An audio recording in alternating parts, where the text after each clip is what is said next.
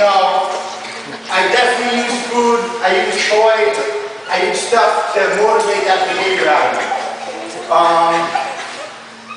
We're at a point now where I don't need that. He's just going to do it because he loves doing it. And I give him a ton of praise. You need to give him something at the end. All right.